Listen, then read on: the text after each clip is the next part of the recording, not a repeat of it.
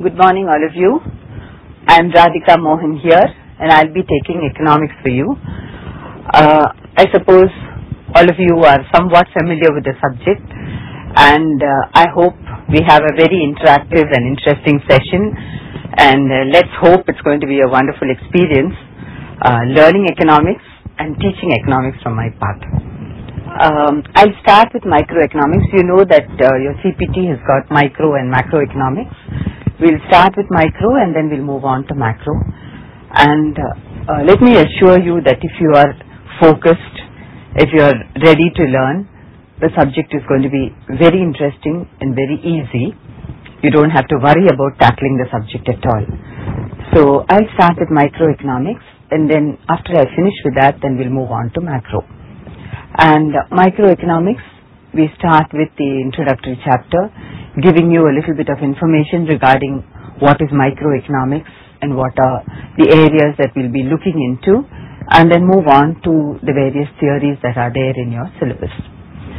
You can always clarify whatever doubts you have. You can always ask me to go through anything if you have any doubts, or if you want it to be repeated or you're not very clear about it. You can always raise your hand and request something to be explained if it's not clear. So let's start on a very positive note.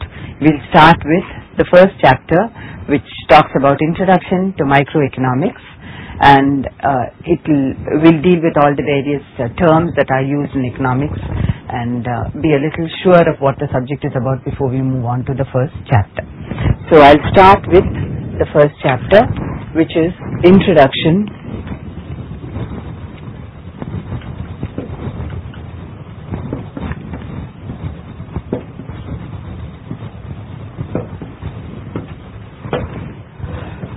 Now the material that has come to you is required, but I'll be going into that material a little later. For the time being, you can take down whatever notes you want, and you can listen to the explanation. The information, the data will be coming to you. The material will be coming to you a little later, but you can always take down notes if you want to, and the material will reach you in a few days' time. But the material that has come to you is definitely going to be done a little later, maybe in the next class or the class after that.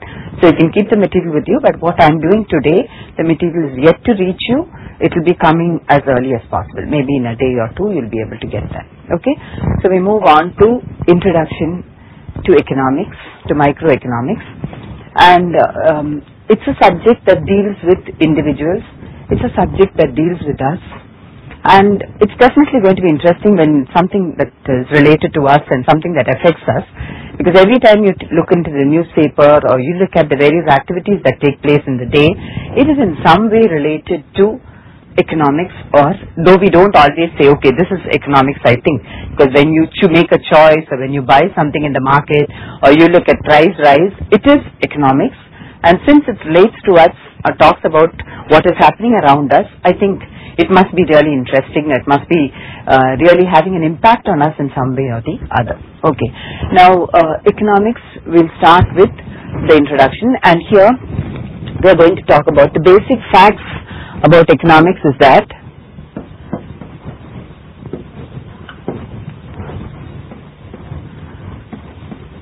human wants are unlimited and resources are limited.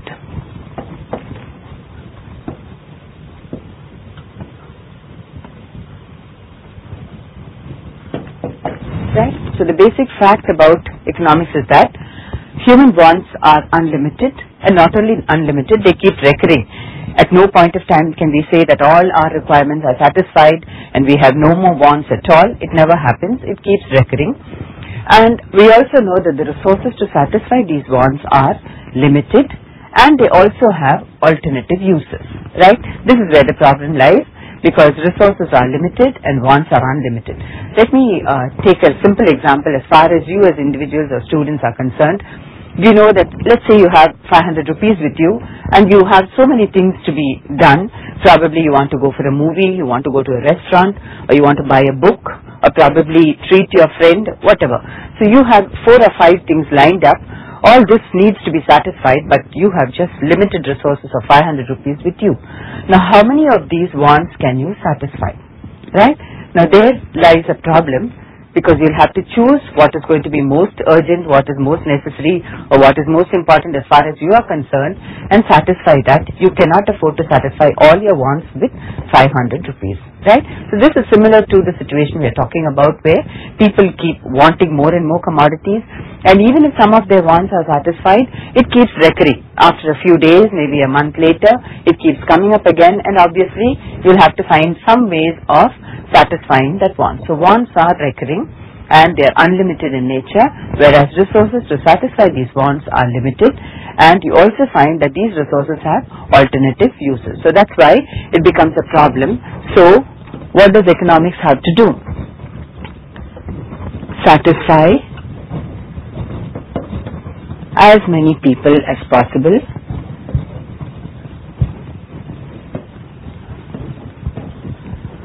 and this can happen only with full use of resources and distribution of income, right? To ensure that we are able to use, we are using the resources effectively, what we can do is to see that, or that's what economics is all about, trying to satisfy the needs, because we've already said human wants are unlimited. They go on happening over and over again. People want so many things, and we also know that resources are limited. So what are we going to do? How are we going to satisfy? We have only a limited resource, and how are we going to use these resources to satisfy as many people as possible in the economy? And whatever we produce, we see to it that it's distributed equally among all the people, so that it's going to be benefiting all of them and not just one category or just one section of society. Now here, economics deals with allocation of resources,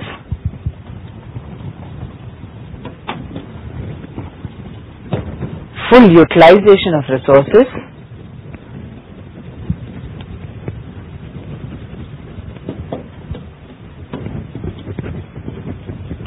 and see, we also have to worry about growth of resources.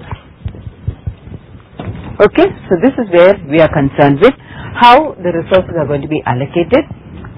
How can we think of growing or increasing the resources that we already have, and what can we do to see that the resources are not wasted, it is used to the maximum extent possible. Okay, so this is what we are going to be concerned with when we talk about economics. Right. Now initially, when the activities in the economy were limited, not many wants, people were very happy with whatever they had. We have self-sufficient economies, we have self-sufficient regions where they're not bothered about what's happening outside them, quite contented. In such situations, the government didn't have much of a role to play, except of course they were looking into law and order and defense and things like that. But when these wants started increasing, awareness, availability of information regarding what is happening around them, happening in the nearby town or happening in the next country, and people started having more and more wants, desires started increasing, and when you demand, obviously you expect the producers to produce whatever you require, or they are keen to satisfy the needs of the consumers. So production started increasing, activities started increasing, population started increasing.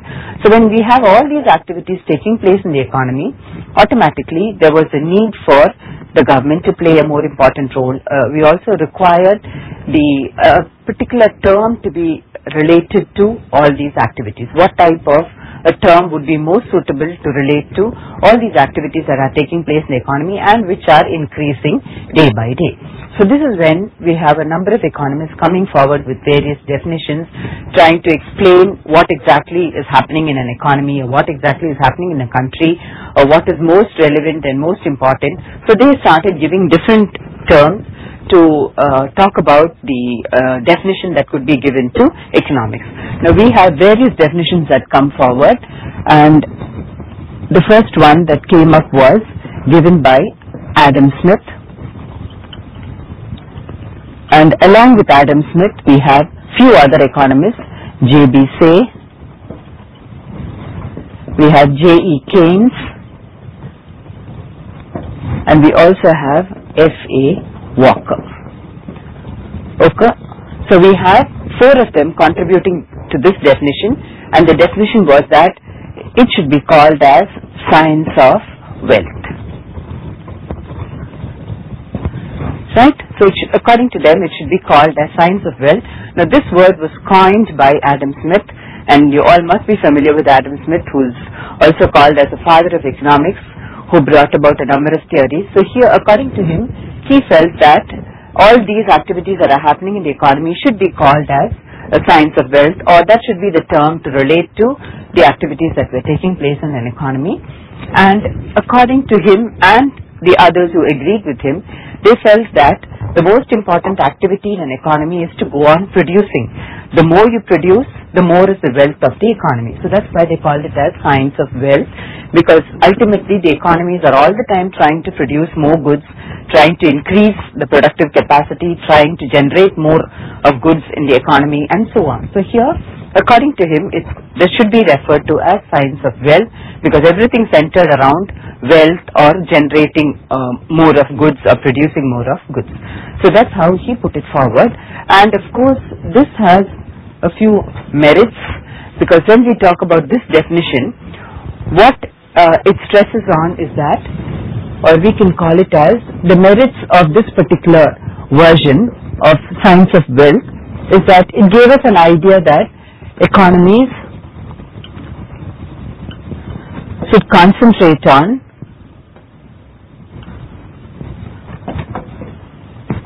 increasing production, right? And it also gave the idea that problems of the economy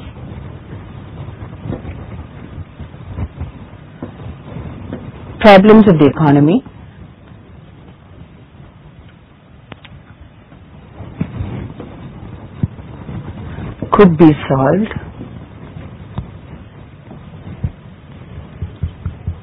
through increased production. Right? Why we say this is, this particular definition gave importance to the fact that every economy should all the time think of increasing production, should think of producing more goods. All that is stressed on by this first definition. Also, it gave an idea that many of the problems in the economy, we know the problems are unemployment, we are having poverty, we are having insufficient savings, investment, etc. Now, these problems can also be taken care of if we are going to give importance to more production, because obviously when you produce more, you're going to provide more employment opportunities, you're increasing the income levels of the people, they're able to earn more, they're able to save more, and probably some of the problems of the economy that we're facing today could be taken care of. So it gives an idea that problems of the economy can be tackled in a way if we are able to produce more goods and services. So that way, we find that it's been a positive contribution as far as Adam Smith and his followers were concerned, because it gave an idea to the economies that they should concentrate on producing more, and it in a way helps in solving some of the problems that the economy face. Now, along with this, of course, we need to have a few demerits, because nothing is accepted, or any change that is introduced will have obviously a positive and a negative side to it. Now, the main problem here was that humans were ignored. Right? What he stressed on, or what these followers of science of wealth stressed on, was that they were all the time talking about material wealth, producing more goods, etc. They did not bother about how it was going to have an impact on individuals or humans. They were totally ignored or not in the picture at all. And secondly, services were not considered.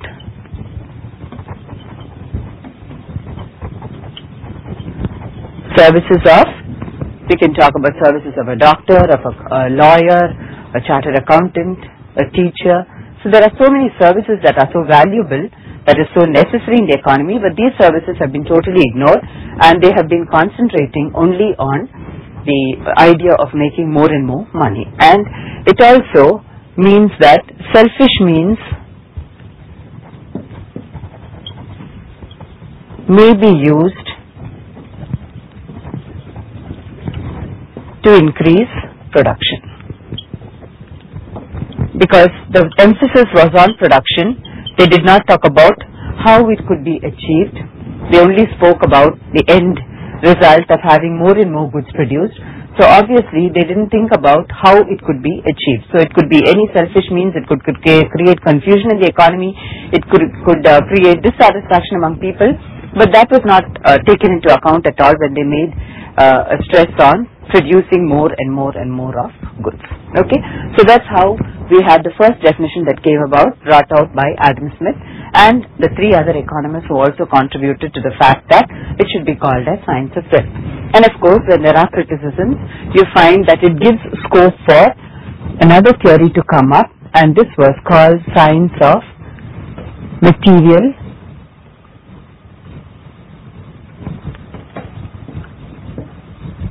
welfare, or you can call it as well-being. Right, the second one was given by Alfred Marshall, and along with him we have other economists who contributed, A.C. Pigou, Cannon, and we have Beveridge.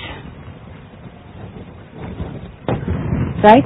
So they have also contributed to the fact, or they were also supportive in with Alfred Marshall, or agreed with Alfred Marshall when he said that it should be called as the science of material well-being, because here we are talking about well-being of the individuals with the help of the material wealth that the economy is able to produce. So they have actually taken off from what Adam Smith said. They said, yes, production of goods is necessary. We cannot say it's not important, or we cannot push it aside. It is necessary, but then at the same time, the main concern should be for the welfare of the people or the well-being of the people. That should be of prime importance. So they incorporated the fact that it's not just production of goods, but also how these goods are going to go to the people, or how it's going to be distributed among the people, and how it's going to increase their welfare, increase their well-being, make them better off, increase their standard of living, and so on. So that way, we find that the second definition has been an improvement over the first, where they've not only talked about production of goods, but also how it could help the people in the economy to be benefited, or how it's going to make them better off than what they were earlier. So we have science of material well-being being the second definition given by Alfred Marshall and Pigou. Now here again, we find that the merits that we have for this particular definition is that they talked about society and welfare. They spoke about the people in the economy, right? They spoke about well-being of individuals or humans,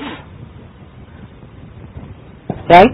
They spoke about basic needs of people,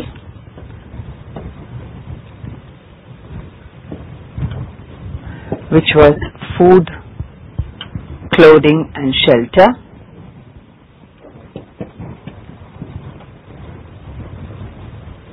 Right?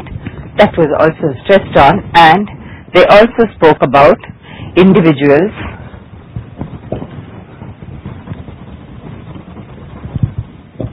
contributing to production,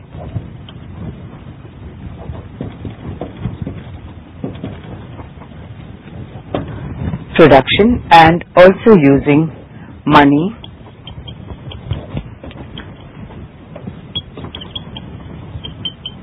of measuring.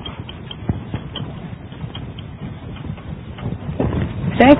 So they were able to relate not only production, but also relate it to the way it is able to satisfy the needs of the people in the economy, or how it helps in increasing the welfare and well-being of the individuals. Okay. Now, if it has a merit, it should also have a demerit, and the demerits are,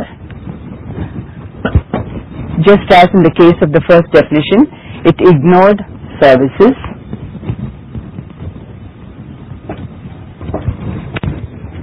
right? It ignored services. It did not consider the services of so many people who contribute such important services to the economy. That was totally ignored. And they also felt that welfare was subjective.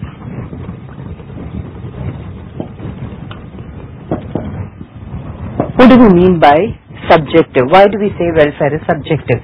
It differs from one individual to the other. You cannot say that two people may consume the same commodity, but the welfare or the well-being of one individual could be different from what it is for the other. So they felt that welfare seems to be such a subjective term. It's so difficult to really relate it in numerical terms or in terms of money, because it's not going to be uniform for everybody. It's definitely going to differ. So that's why this particular definition was criticized by the later economists who tried to improve on it. So according to them, there may be a lot of merits that were related, but at the same time, we have to see the lacunae or the areas of problem where they have left a gap, where we are not able to take services into consideration. At the same time, welfare seems to be very subjective and it cannot be related to in the same way to all the individuals. So this gave scope for